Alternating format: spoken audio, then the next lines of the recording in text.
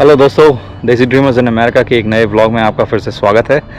आज हम इंटरव्यू कर रहे हैं मेरे दोस्त, बहुत ही जिगरी दोस्त, दिल्ली के लड़के हमारे प्रशांत सक्सेना के साथ, जो कि एमबीए किया हुआ है इन्होंने यूनिवर्सिटी ऑफ नोटर डेम से इंडियाना में, और अभी इस समय ये हैं सिस्को में प्रोडक्ट मैनेजर, और अभी रिमोटली काम करते हैं। बट सिस्को एक बहुत बड़ी कंपनी है, नेटवर्किंग कंपनी, जो लोग जानते हैं।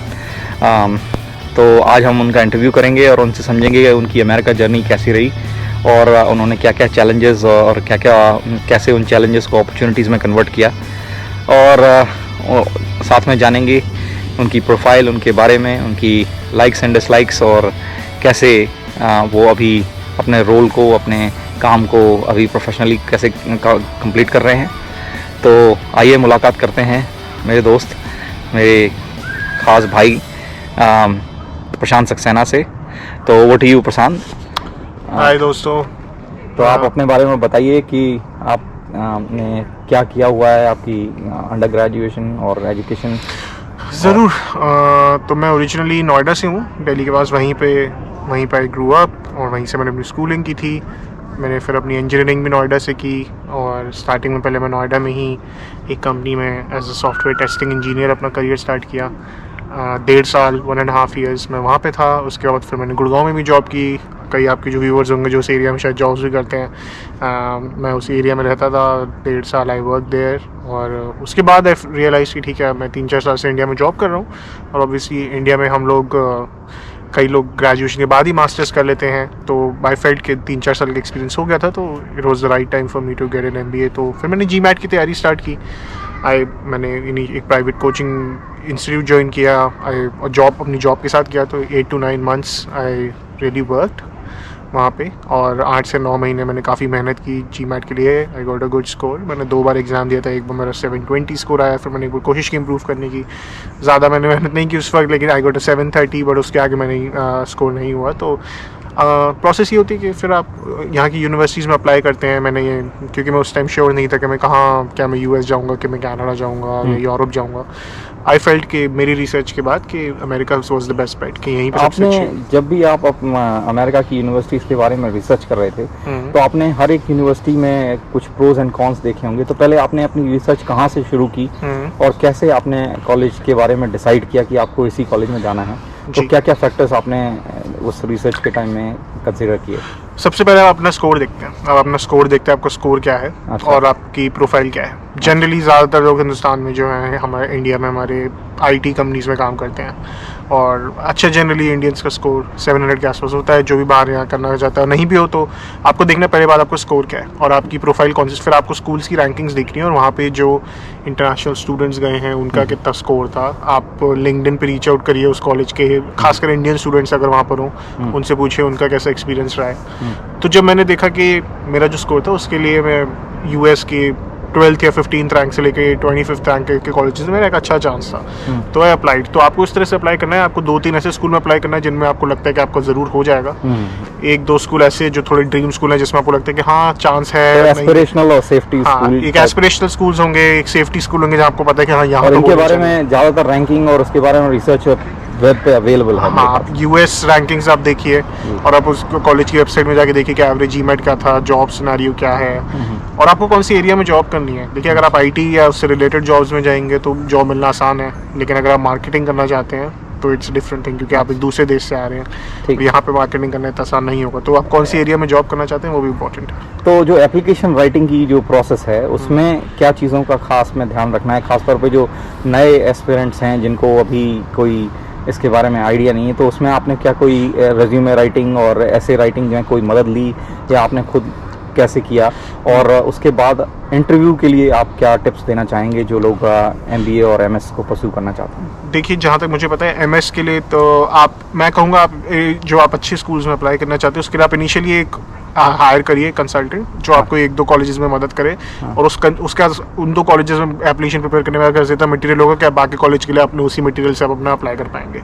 तो मैं कहूँगा इनिशियली आप 1-2 ज़रूर, एक कंसल्टेंट से आप ज़रूर, आई वुड सजेस्ट कि आप हेल्प लें, एंड उससे कंटेंट पे बेसिस पे ही आप, आई वुड सजेस्ट कि आप एटलीस्ट 6-7 स्कूलों में अप्लाई करें। क्या आपने सिर्फ यूएस की यूनिवर्सिटीज़ में ही देखा या कनाडा भी आपने? मैंने कनाडा भी देखा था, मैंने यूएस भी देखा था और मैंने यूरोप भी देखा था। तो अच्छा। मेरा जर्मनी में एक जगह हुआ था, लेकिन जर्मनी में मुझे पता था कि लैंग्वेज की प्रॉब्लम होगी। अच्छा। एक you want to make sure कि आप अच्छे से लोगों के साथ, वहाँ लोकल लोगों के साथ बात कर पाएँ, काम कर पाएँ। तो आई वुड सजेस्ट कि आप या तो इधर यूएस करें, अगर आपको यूएस नहीं है कनाडा जाएँ। वहाँ पे अगर आप अच्छी अपॉर्चुनिटीज़ है दोनों देशों में, ऑब्वियसली यूएस में सबसे अच्छी सैलरीज मिलेगी, लेकिन आप वो that completely depends on you. आप कितने समय से यहाँ पे यूनाइटेड स्टेट्स में हैं और आपने अपनी ये जो जर्नी है इसमें आपने क्या क्या आपको चैलेंजेस हुए हैं और उनको आपने कैसे एक अपॉर्चुनिटी में कन्वर्ट किया है? हाँ। ये थोड़ा बताएं इस बारे में। मैं जुलाई 2016 में आया था। अच्छा। इट्स अब नियरली 6 साल हो गए हैं मुझे यहाँ पे। देखिए, सबसे मुश्किल होता है कि आपको हमेशा याद रखना चाहिए आप दूसरे देश से आ रहे हैं और आप लिमिटेड टाइम के लिए हैं यहाँ पे। अगर आपको जॉब मिल जाती है, हमेशा आपका एक सेफ्टी नेट होना चाहिए। और मैं कहूँगा हमेशा से स्टार्टिंग से, और यहाँ पे इंडिया जैसा सिनेरियो नहीं है कि कैंपस पे कंपनी आएगी, एक्सेंचर या TCS या इन्फोसिस और 100-200 लोगों को उठा के ले जाएगी, इस तरह से हायरिंग नहीं होती है। तो आपको यू हैव टू नेटवर्क, आपको लोगों से बात करना आना चाहिए, आपको लिंक्डइन पे कैसे नेटवर्किंग करनी है ये सब आपको अच्छे से आना चाहिए, आपको हर जॉब में अप्लाई करना है और you have to be patient. आपको पेशेंट होना चाहिए, बिकॉज इमीडिएटली सक्सेस नहीं मिलती। आपको देखेंगे कई आपके दोस्तों की इमीडिएटली जॉब लग जाएगी, कईयों की नहीं लगेगी, लेकिन इट डज़ नॉट मैटर। सबसे ज़रूरी ये है कि you patient, you keep working towards it, और आप मेहनत करेंगे तो आपको ज़रूर जॉब मिलती है। देखिए, H1B एक लॉटरी है, वर्क वीज़ा, आपको पता होगा। उस पर आपका कंट्रोल नहीं है कि लॉटरी में आपका नाम आएगा कि नहीं। नौकरी ढूंढने पर आपको कंट्रोल है। तो आप नौकरी ढूंढने की पूरी कोशिश करिए, और अगर H1B आपका लग जाता है, वेल एंड गुड। नहीं लगता है तो अगर आपको यूएस छोड़ना नहीं पड़ता तो और भी ऑप्शंस अवेलेबल है। आप कनाडा जा सकते हैं, आप यूरोप जा सकते हैं। यूएस की डिग्री आपको हमेशा हेल्प करेगी। अच्छा, तो आप इस मामले में जब आप यहाँ नौकरी की तलाश कर रहे थे तो आपको कितनी डिफ़िकल्टी आई?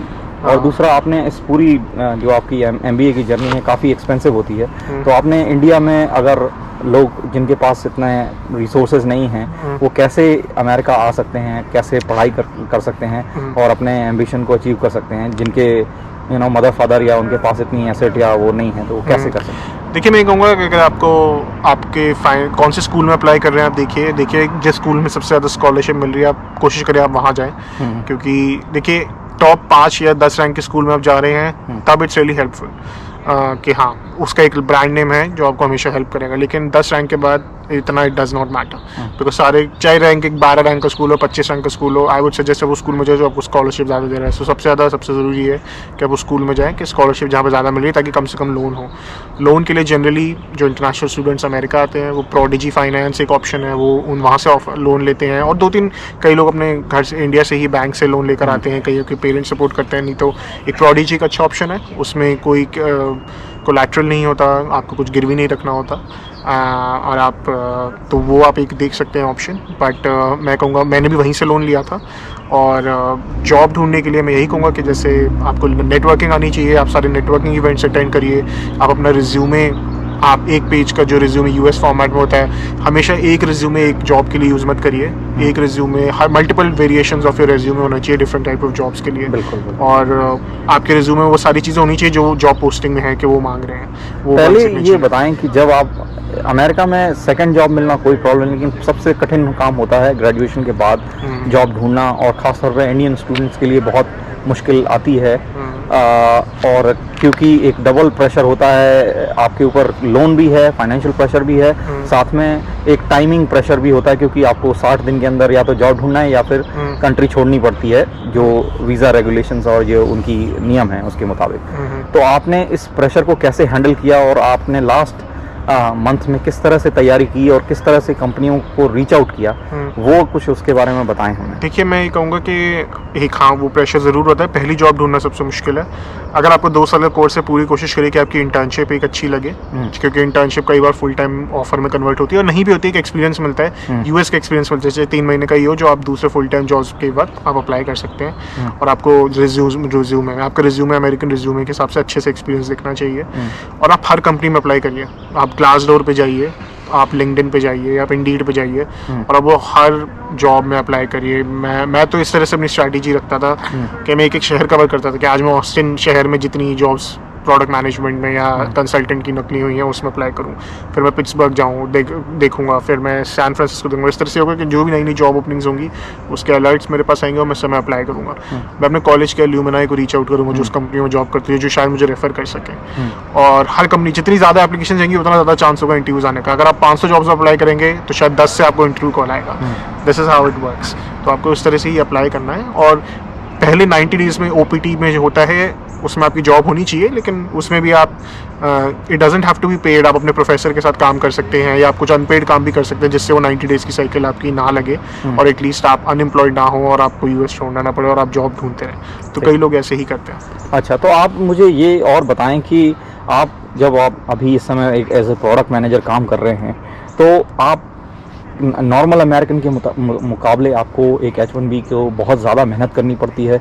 हर जगह आपको अपनी स्किल्स करंटली हैं और आप उनको कैसे सक्सेसफुली कंप्लीट कर पा रहे हैं, साथ में जो हाई एक्सपेक्टेशंस होती हैं H1B कैंडिडेट्स के साथ, तो उनको आप कैसे मीट करने की कोशिश करते हैं? क्या क्या आपको स्किल्स जो है बहुत हेल्पफुल रही हैं, तो उसके बारे में कुछ बताएं। जो देखिए, मैं ये कहूँगा कि प्रोडक्ट मैनेजमेंट में अगर किसी को घुसना है तो इम्पॉर्टेंट है, अगर आपका पहले से कुछ IT का बैकग्राउंड है, चाहे वो प्रोडक्ट मैनेजर ना हो, आप QA टेस्टर थे या सॉफ्टवेयर डेवलपर थे या बिजनेस एनालिस्ट थे, अपने एजाइल डेवलपमेंट टीम्स में, एजाइल एनवायरनमेंट या वाटरफॉल में काम किया, वो थोड़ा आइडिया होगा किस तरह से काम होता है, तो वो एक्सपीरियंस हमेशा प्रोडक्ट मैनेजमेंट में भी हेल्प करेगा।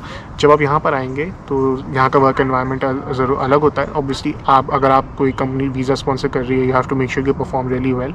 तो ज़रूरी है आप सारे अपने जो कलीग्स के साथ एक अच्छे रिलेशनशिप हो, अच्छे कैमराडरी हो उनके साथ। एंड सेकेंडली मैं ये कहूँगा कि आप हमेशा ना अपने keep yourself up to date with new technologies और मेक श्योर कि आप यू गिव योर 100% बेस्ट कि किस तरह से काम करना। हमारी रिस्पॉन्सिबिलिटीज़ आके किसी भी प्रोडक्ट का रोड मैप मैनेज करना, इंजीनियरिंग टीम के साथ काम करना, रिक्वायरमेंट्स देना और उनके साथ डेवलपमेंट टीम के साथ काम करके उनको डेवलप करना और फिर इवेंचुअली रिलीज़ करना उस प्रोडक्ट को। So that's the one thing that I manage. But again you have to be dedicated to your job. It's not an expectation US में कि आप हफ्ते में, जैसे हम इंडिया में जो लोग काम करके आएंगे, काफ़ी ज़्यादा कभी कभार वर्क प्रेशर होता था। जनरली ऐसा नहीं होता, but you have to make sure कि you are doing well and working hard. अच्छा, ठीक है, थैंक यू प्रशांत।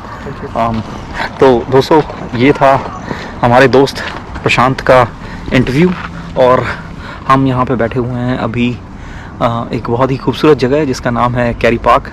हम लोग घूमने आए थे। प्रशांत अभी मिनेसोटा से विज़िट कर रहे थे और उनसे मुलाकात हुई, साथ में उनके बारे में जानने, उनकी जर्नी के बारे में जानने का भी मौका मिला।